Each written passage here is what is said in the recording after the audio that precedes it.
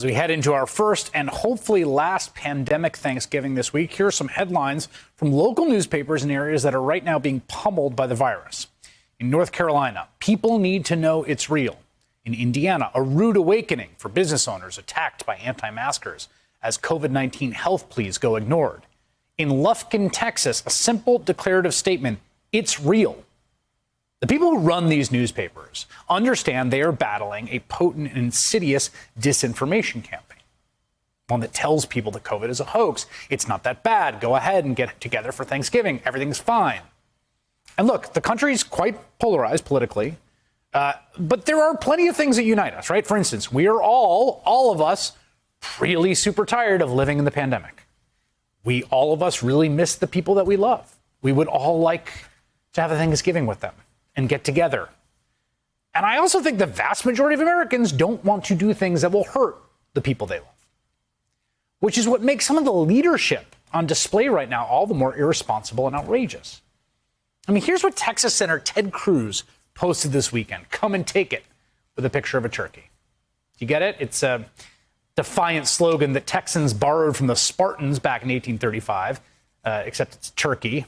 It's the Thanksgiving resistance, instead of a cannon, which is what's usually on that image. And, you know, if you're, say your 13-year-old libertarian nephew from Texas made that image, you might think kind of clever before rolling your eyes.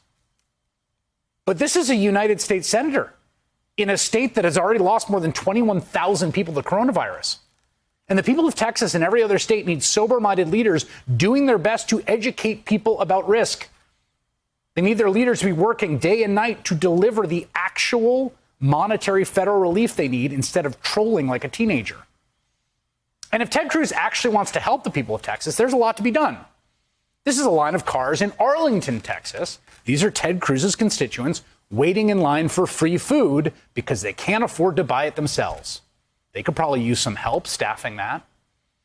Or if Senator Cruz really wants to get his Ivy League hands dirty, he can head down to El Paso, where they've pressed inmates from the county detention facility into service, loading the dead bodies of people from Texas into refrigerated mobile morgue trucks for $2 an hour. Perhaps the senator could pitch in there. This is not some lark or some joke or some dumb partisan point-scoring enterprise. This is as real as it gets. And it is truly one of the most shocking developments in this entire sorry episode.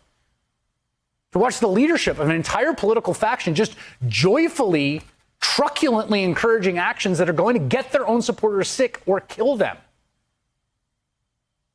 And obviously there's more to this than just symbolism or rhetoric, although getting that right is really important. But also, as I said before, right now, local leaders around the country are facing this agonizing choice. Do they allow a bunch of businesses that have managed somehow to survive so far to stay open, or do they shutter them in the interest of public health, knowing that that might be the death blow for those businesses?